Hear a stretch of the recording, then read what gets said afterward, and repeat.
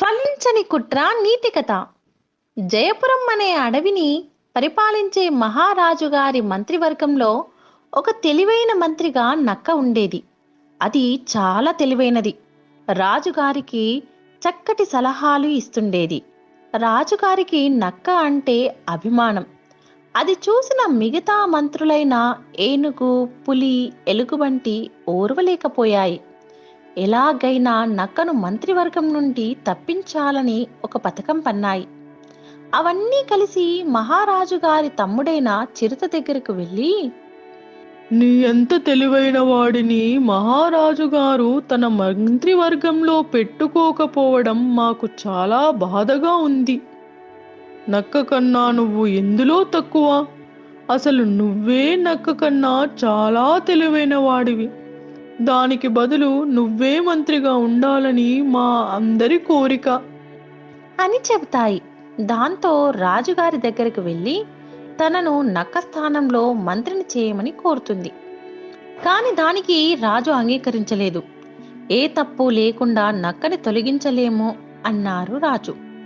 అప్పుడు రాణి, అయితే నేనొక ఉపాయం చెప్తాను వినండి. రేపు మీరు ఉద్యానవనంలో నాపై కోపంగా ఉన్నట్టు నటించండి. నక్కతో నన్ను మీ దగ్గరికి పిలుచుకురమ్మని చెప్పండి. నేను రాకపోతే దాన్ని మంత్రి పదవి నుండి తొలగిస్తానని చెప్పండి. నక్క ఎంత పిలిచినా నేను మీ దగ్గరకు రాను. దాంతో దానిని మంత్రి పదవి నుండి తొలగించి మా తమ్ముడైన చిరుతని దాని స్థానంలో నియమించవచ్చు అని ఒక కుటిల పథకం పన్నింది రాణి. రాజుకి అది నచ్చకపోయినా రాణి మాట కాదనలేకపోయాడు. అనుకున్న ప్రకారం మరుసటి రోజు సాయంత్రం రాజు నక్కను పిలిపించింది. మంత్రి, వెళ్ళి రాణిని పిలుచుకురా. ఆమెతో నాకు క్షమాపణ చెప్పించు, లేకపోతే నిన్ను మంత్రి పదవి నుండి తొలగిస్తాను అని కోపంగా హెచ్చరిస్తుంది సింహం. ఇదిలా ఉండగా రాణి వేసిన పథకం గురించి గాడిద ద్వారా నక్కకు ముందే తెలుస్తుంది. నక్క ఏమీ ఎరగనట్టు రాణి దగ్గరకు రాజుగారు పిలుచుకురమ్మన్నారని చెప్పకుండా కుశల ప్రశ్నలు అడగసాగింది. కాసేపటికి ఆ గాడిద వచ్చి నక్కకి చెవిలో ఏదో చెబుతున్నట్టు నటించింది. నక్క ఆశ్చర్యం నటిస్తూ, అయ్యో, అలాగా, రాణిగారు దుర్మార్గపు పనులు చేయమన్నారని రాజుగారికి కోపం వచ్చిందా? దాంతో ఆయన వేరే పెళ్లి చేసుకుని కొత్త రాణిని తెస్తానన్నారా?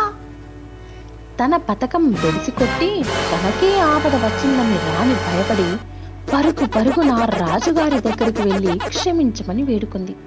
మీరు చెప్పినట్టే చేశాను మహారాజా అని నక్క అక్కడి నుండి వెళ్ళిపోతుంది. నక్క నీతో ఏం చెప్పింది? రాజుగారు రాణిని అడగగా రాణి జరిగిందంతా వివరిస్తుంది. నక్క తెలివికి రాజుగారు మనస్సులోనే అభినందిస్తాడు. కథలోని నీతి ఏమనగా, ఇతరుల మాటలు విని ఒకరికి ఆపద తలపెట్టాలని చూస్తే మనమే ఆపదలో పడతాం. శత్రువు మిత్రుడు. ఒక అడవిలో ఒక జింక ఉండేది. అది చాలా అందంగా, చలాకీగా ఉండేది. చెంగున ఎగురుతూ గంతులు వేస్తూ అడవి అంతా కలియ తిరుగుతుండేది. మిలమిలా మెరిసే తన చర్మం, దాని మీద అందమైన పువ్వుల లాంటి మచ్చలు చూసుకొని జింక ఎంతో గర్వపడుతుండేది. ఒకరోజు జింక వెళుతుండగా దారిలో దానికి ఒక నక్క ఎదురు వచ్చింది. నా దారికే ఎదురొస్తావా? ఎంత పొగరు నీకు? అంది జింక కోపంగా. ఈ అడవి నీ సొంతం కాదు. ఈ దారిని నువ్వు కొనుక్కోలేదు అంది నక్క కూడా అంతే కోపంగా. అవి రెండు తీవ్రంగా గొడవ పడ్డాయి. నిన్నేం చేస్తానో చూడు అంటూ వెళ్ళిపోయింది నక్క. ఎలాగైనా ఆ జింక పొగరు అణచాలని నక్క కుతకుతలాడిపోసాగింది. మరుసటి రోజు జింక ఇలాగే ఒక తోడేలుతో పోట్లాట పెట్టుకుంది. చాటు నుంచి ఈ విషయం గమనించిన నక్క తోడేలు దగ్గరకు వెళ్ళి, రాను రాను ఈ జింక గర్వం ఎక్కువైపోతున్నది. అది నీకు శత్రువు, నాకు శత్రువు, శత్రువుకు శత్రువు మిత్రుడు అంటారు. కాబట్టి మనమిద్దరం ఈ రోజు నుంచి మిత్రులం. మనమిద్దరం కలిసి దాని పొగరు అనుద్దాం. అందుకు తోడేలు, ఓ వెరినక్క, శత్రువుకు శత్రువు మిత్రుడు అనేది పాత మాట. ఎవరికి శాశ్వత శత్రువులు గాని శాశ్వత మిత్రులు గాని ఉండరు అనేది కొత్త నానుడి. వినలేదా నువ్వు? ఈ రోజు నీకు నాతో పనిపడినట్లుగానే రేపు నాకు ఆ జింకతో పనిపడవచ్చు అంటూ వెళ్ళిపోయింది. గొప్ప త్యాగం నీతి కథ. అనగనగా ఒక అడవిలో ఎలుగుబంటి తన కుటుంబంతో నివాసం ఉండేది. అది ఒకరోజు అరణ్య మార్గంలో వస్తూ ఉండగా ఒక డైనోసార్ దానికి ఎదురొచ్చి, ఓ ఎలుగుబంటి, నేను మిక్కిలి ఆకలితోనూ ఉన్నాను, నిన్ను తినేస్తాను అన్నది. ఎలుగుబంటి చేతులు జోడించి, రాక్షసోత్తమా, నేను నా కుమార్తె వివాహం కోసం ఆభరణాలు తీసుకొని వెళ్తున్నాను. ఇవి ఇంటిలో ఇచ్చి మరలా వచ్చి నీకు ఆహారం కాగలను అన్నది. వెళ్ళి త్వరగా రా అన్నది డైనోసార్.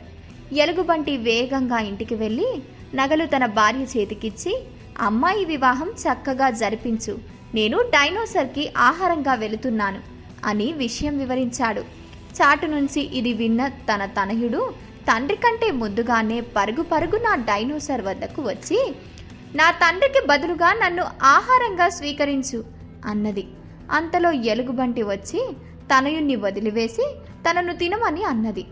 వీరిద్దరూ వాదలాడుకుంటూ ఉండగానే, నేను ఎలుగుబంటి తండ్రిని, నన్ను తిని వాళ్ళని వదిలిపెట్టు అని అన్నది.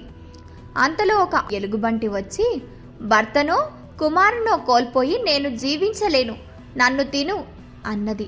ఈలోగానే ఒక నవవధువు వచ్చి, ఈ అనర్థాలకు మూలం నేను, నాకు నగలు తేవడానికి వెళ్ళిన తండ్రి నీ కంట పడినాడు, నన్ను తిను అన్నది. డైనోసార్ కంట జలజల కన్నీరు వచ్చింది. అంతలో అది ఒక సింహంగా మారిపోయి, నేనొక మృగరాజుని, శాపం వల్ల డైనోసార్గా మారాను, మీ వల్ల శాప విమోచనం జరిగింది కాబట్టి మీకు సకల సిరి సంపదలు ఇస్తున్నాను, తీసుకోండి అని వాటిని కానుకగా ఇచ్చి అదృశ్యమయ్యింది. పిచ్చుక ఆతృత. ఒక అడవిలో చెట్టు మీద ఒక పిచ్చుక జంట కాపురం ఉండేది. ఒకరోజు ఇద్దరు యాత్రికులు పొరుగురిలో జరిగిన పెళ్లికి వెళ్ళి తిరిగి వస్తూ ఆ చెట్టు కింద కూర్చుని విశ్రాంతి తీసుకుంటున్నారు. వాళ్ళిద్దరూ పెళ్లిలో తిన్న భోజనం గురించి మాట్లాడుకుంటున్నారు. ప్రత్యేకించి పాయసం రుచి ఎంతో అమోఘంగా ఉందన్నమాట ఆ పిచ్చుక చెవిలో పడింది. మగ పిచ్చుక ఆడపిచ్చుకతో, నాకు పాయసం తినాలని ఉంది, చేసి పెడతావా అని అడిగింది. ఆడపిచ్చుక, సరే, బజారుకెళ్ళి పంచదార పాలు తీసుకురా అన్నది. మగ పిచ్చుక అన్నీ తెచ్చాక పాయసం చేయడం మొదలుపెట్టింది ఆడపిచ్చుక. పొయ్యంటించి గిన్నెలో నీళ్లు బియ్యం పోసి ఉడకపెట్టింది. బియ్యం ఉడకాలంటే సమయం పడుతుంది కదా, కానీ మగ పిచ్చుకకు తినాలనే ఆతృత ఎక్కువై, పాయసం అయ్యిందా అని అడిగింది. ఇంకా బియ్యం ఉడకలేదు అని చెప్పింది ఆడపిచ్చుక. ఇంకా అవ్వలేదా అని అడిగింది మగ పిచ్చుక. ఇప్పుడే పంచదార పాలు కలిపాను, ఇంకొంచెం ఉడకాలి అని అన్నది ఆడపిచ్చుక. పాయసం చివరకు తయారైంది. అడవంతా పాయసం వాసనతో గుమగుమలాడుతుంది. పాయసం అయ్యిందా అని మగ పిచ్చుక అడిగిన ప్రశ్నకు ఆడపిచ్చుక, అయ్యింది కానీ అని మాట పూర్తి చేయకముందే వేడి పాయసంలో మూతి పెట్టి కాల్చుకుంది మగ పిచ్చుక. ఆ కోపానికి పాయసం అంతా పడేసింది. చల్లారాలి అని నేను మాట పూర్తి చేయకముందే తినబోయి ఎంత పని చేశావు అన్నది ఆడపిచ్చుక. మగ పిచ్చుక గిన్నెలో మిగిలిన ఒక్క చుక్క పాయసాన్ని చల్లారాక రుచి చూసింది. ఎంతో రుచిగా ఉంది. తాను తొందరపడి ఇంత రుచికరమైన పాయసాన్ని నేలపాలు చేసేందుకు బాధపడింది. ఓపిక లేకుండా తొందరపడటం మంచిది కాదని అప్పుడు తెలుసుకుంది. ఒక అడవిలో ఒక పిచ్చుక ఒక కొమ్మ మీద గూడు కట్టుకొని తన పిల్లలతో ఉండేది. వానాకాలం వచ్చింది. ఒక రాత్రి కుండపోత వర్షం కురవడం మొదలైంది. బలంగా వీచిన గాలులకు పిచ్చుక గూడు దూరంగా ఎగిరిపోయింది. పిచ్చుక పిల్లలు వర్షానికి తడిసిపోసాగాయి. పిచ్చుక తన పిల్లలను తీసుకుని కాకి ఇంటికి వెళ్ళి తలుపు తట్టింది. ఎవరు అంటూ లోపలి నుంచి అడిగింది కాకి. కాకమ్మ, నేను. వానగాలికి నా గూడు చెదిరిపోయింది, నా పిల్లలు వర్షానికి తడిసిపోతున్నారు అంది పిచ్చుక. అయితే నేనేం చెయ్యాలి అంటూ ప్రశ్నించింది కాకి. వర్షం ఆగేంత వరకు నీ ఇంట్లో ఆశ్రమం ఇవ్వు అంటూ ప్రాధేయపడింది పిచ్చుక. నా పిల్లలు వెచ్చగా పడుకుని ఉన్నారు, నేను తలుపు తీయలేను అని నిర్దాక్షంగా చెప్పింది కాకి. దానితో పిచ్చుక తన పిల్లలను తీసుకుని కొత్త ఇంటిని వెతుక్కుంటూ వెళ్ళిపోయింది. కొద్ది రోజులు గడిచాక ఒకరోజు పిచ్చుక ఇంటి తలుపు ఎవరో తట్టడం విని ఎవరు అని అడిగింది. పిచ్చుకమ్మ, నేను కాకిని. నా ఇల్లు వర్షానికి కూలిపోయింది, నా పిల్లలు తడిసిపోతున్నారు, దయచేసి తలుపు తీస్తే ఈ అర్ధరాత్రి నీ ఇంట్లో ఉంటాను. పిచ్చుక వెంటనే తలుపు తీసింది. కాకి పిల్లలను తన రెక్కలతో ముంచుకొని లోపలికి తీసుకొని వచ్చి తన పిల్లల దగ్గర ఉంచింది. గతంలో పిచ్చుకతో తాను ఎలా ప్రవర్తించిందో గుర్తుకు వచ్చి కాకి సిగ్గుతో తల వంచుకుంది. స్నేహభావం నీతి కథ. ఒకానొక అడవిలో ఓ పెద్ద చెట్టుపై రకరకాల పక్షులు గూళ్ళు కట్టుకొని జీవిస్తూ ఉన్నాయి. అదే చెట్టుపై కాకి జంట కూడా నివాసం ఉంటున్నది. అయితే మిగతా పక్షులకు కాకి జంట గూడు నచ్చలేదు. అందులో పుల్లలన్నీ చిందరవందరగా ఉన్నాయి. కావు కావు అనే అరుపు కూడా బాగుండదని వాటితో స్నేహం చేయడానికి ఇష్టపడలేదు. దాంతో ఆ కాకుల జంట బాధపడిపోయింది. అక్కడ ఉండలేకపోయింది. అడవి పక్కనే ఉన్న మందపల్లి అనే ఊరికి వలస వెళ్ళింది. అక్కడ ఓ పూరి గుడిసె ఉంది. దాని పక్కన ఓ పెద్ద చెట్టు కూడా ఉంది. కాకులు రెండు ఆ చెట్టుపై చేరి పుల్ల పుడకలన్నీ ఏరి ఓ చిన్న గూడు కట్టుకున్నాయి. ఆ చెట్టు మీద అప్పటికే చిలుకలు, పిచ్చుకలు, కొంగలు, కోయిలలు నివాసముంటున్నాయి. ఈ కొత్త జంటను పలకరించాయి. ఎక్కడి నుంచి వచ్చారు అని అడిగాయి. ఆ మాత్రం దానికే కాకులు బోలెడు సంబరపడిపోయాయి. అసలు విషయం చెబితే ఇవి కూడా మాట్లాడవని భయపడి ఊరు చూడడానికి వచ్చాం, కొద్ది రోజులు ఉండి వెళ్తాం అని చెప్పాయి. ఆ చెట్టు కింద పూరి గుడిసెలో ఓ ముసలమ్మ ఉండేది. ఆమె రోజు అన్నం తినగానే మిగిలిన మెతుకులు మురికి కాలువలో పోయకుండా చెట్టు కింద విసిరేది. కొన్ని పక్షులు వచ్చి ఆ మెతుకులను ఏరుకొని తినేవి. కాకుల జంట కూడా ఆహారం దొరికినప్పుడల్లా ఆ మెతుకులు తినేది.